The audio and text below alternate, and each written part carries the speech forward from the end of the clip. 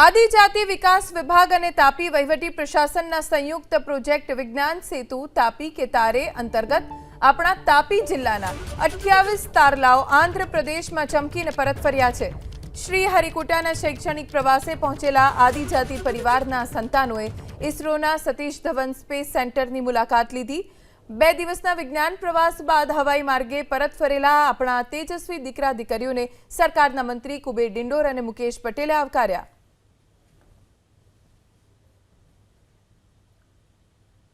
તાપીના તારે ઈસરોની મુલાકાત કરીને પરત ફર્યા છે ત્યારે તસવીરો તમે જોઈ શકો છો। ફરી એક વખત એરપોર્ટ ખાતે મંત્રી શ્રી કુબેર ડિંડોર સાથે તેઓ સંવાદ કરવાના છે। અત્યારે જોઈ શકાય છે તમામ વિદ્યાર્થીઓ 28 જેટલા આદિવાસી વિદ્યાર્થીઓ છે તેઓ જે રીતે ચેન્નઈ ખાતે ઈસરો ખાતે ગયા હતા અને ત્યાંથી તેઓ અભ્યાસ કરીને આવ્યા છે ત્યારે એક ચમક તેમના ચહેરા ઉપર જોવા મળી રહી છે।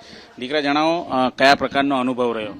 સર, મારો અનુભવ ખૂબ જ સરસ રહ્યો। ત્યાં જઈને અમે જોયું કે કેવી રીતે વિવિધ કેન્દ્રોથી રોકેટના જે પાર્ટ્સ છે તેને એસેમ્બલ કરવામાં આવે છે સતીશ ધવન સ્પેસ સેન્ટરમાં। ત્યારબાદ કેવી રીતે તેને લોન્ચ પેડ પર ગોઠવવામાં આવે છે અને તેને લોન્ચ કરવા પહેલાંની તૈયારી કરવામાં આવે છે। આ ખૂબ જ જાણકારીભર્યો સફર હતો અમારો અને સફળ નીવડ્યો છે।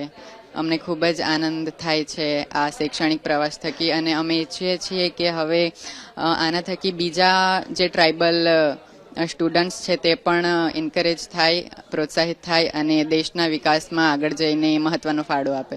આભાર। બિલકુલ, તમે અભ્યાસ કર્યો છે, કેટલું મહત્વપૂર્ણ રહેશે તમારા ખાસ કરીને સાયન્સના અભ્યાસ માટે?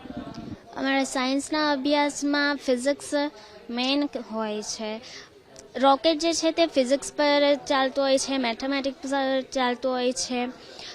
જ્યારે અમે ત્યાં ગયા હતા અમને બધું જ જાણવા મળ્યું, મોસ્ટ ઓફ બધું જ લાઈક તેમાં કયો ફ્યુલ યુઝ કરવામાં આવે છે ગાડીમાં અને એમ પેટ્રોલને યુઝ કરવામાં આવે તો રોકેટમાં લિક્વિડ ઓક્સિજન ને લિક્વિડ હાઇડ્રોજનનું કોમ્બિનેશન થઈને ફ્યુલ બને તે યુઝ કરવામાં આવે છે। અમે લોન્ચિંગ પર જોયું હતું ત્યાં કેમેરાની ફિટિંગ પણ ખૂબ જ સારી એવી કરવામાં આવી હતી જેથી કરીને જ્યારે રોકેટ લોન્ચ થાય ત્યારે બધા જ જે વ્યક્તિઓ છે તે સારી રીતે લોન્ચિંગ જોઈ શકે। એવી રીતે અમે કંટ્રોલ સેન્ટર પર ગયા હતા, ત્યાં પણ અમને ખૂબ જ સારી એવી માહિતી આપવામાં આવી હતી કે જ્યારે લોન્ચિંગ દરમિયાન કંઈ ખામી સર્જાય છે કે રોકેટ લોન્ચ નથી કરી શકતા આપણે, ત્યારે તેને આપણે અટકાવી કેવી રીતે શકીએ છીએ તેની પણ માહિતી આપવામાં હતી। ત્યાં ઘણા એવા સમય હતા કે આ સમયે આપણે રોકેટને લોન્ચ કરી શકીએ છીએ। બાય ચાન્સ જો એ ટાઈમે જતો રહે છે, મિસ થઈ જાય છે, તે સમયે આપણે રોકેટ લોન્ચ નથી કરી શકતા બિકોઝ જ્યારે ટાઈમે ચૂકી જઈએ અને રોકેટ લોન્ચ થાય ત્યારે તે બીજી કક્ષામાં જતો રહે છે અને બીજા જે અવકાશમાં ફરતા હોય છે તેના હાથે ટકરાઈ શકે છે। તેથી ત્યાં ટાઈમિંગનું ખૂબ જ મહત્વ જણાવવામાં આવ્યું છે। બિલકુલ, અન્ય વિદ્યાર્થીઓ પણ આપણી સાથે મોજૂદ છે, તેમણે પણ અભ્યાસ કર્યો છે। શું કહેશો, કઈ રીતનો અનુભવ? મને તો પહેલા વિમાનમાં બેસી ત્યારે બહુ સારો અનુભવ થયો। અહીંયાથી અમે ગયા પછી જે કંઈ હતું તે અમે ડાયરીમાં નોંધ કરતા હતા। સૌપ્રથમ તો અમે પહેલી જ વખત બીચ પર ફરવા ગયા હતા, ત્યાં અમે સવારના ગયા ત્યારથી સૂરજ ઉગતો હતો અને પાણીની લહેરો જોઈને બધા બહુ જ ખુશ હતા, બધાએ બહુ મજા કરી અને પછી ત્યાં જે કચરો હતો એ અમે સ્વચ્છતા જાળવવા માટે બધું ભેગું કરીને નાખ્યું। પછી ત્યાંથી અમે બીજા દિવસે પ્રાણી સંગ્રહાલયમાં ગયા, ત્યાં અમે અનેક જુદા જુદા પ્રાણીઓને જોયા।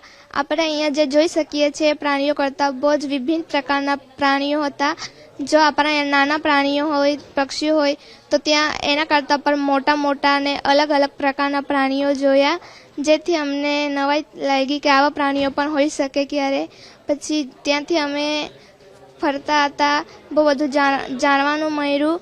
પછી એના બીજે દિવસે અમે 3D મૂવી જોવા ગયા હતા, ત્યાં પણ અમને ઘણો જ આનંદ થયો। ત્યાં અમે બેસીને જોયું તો અમને એવું લાગ્યું કે આ રિયલમાં થઈ રહ્યું છે આપણી સામે આ ઘટના એવી, પણ ત્યાં પણ અમને ઘણી મજા પણ આવી।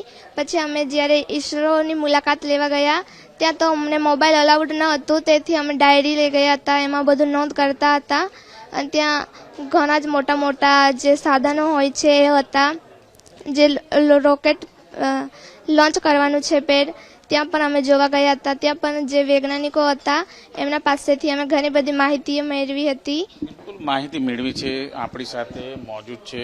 તમે શું કહેશો, કેટલો અનુભવ અત્યારે શિક્ષણમાં મહત્વપૂર્ણ છે? બહુ જરૂરી છે.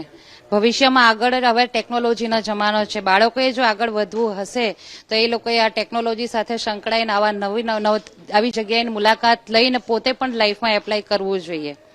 બિલકુલ જોઈ શકાય છે, તમામ 28 આદિવાસીઓ છે તેઓ જે રીતે ઈસરો ખાતે ગયા હતા ત્યાંથી કંઈક જાણીને આવ્યા છે, તેમના ભવિષ્યમાં ખૂબ જ મદદરૂપ થશે.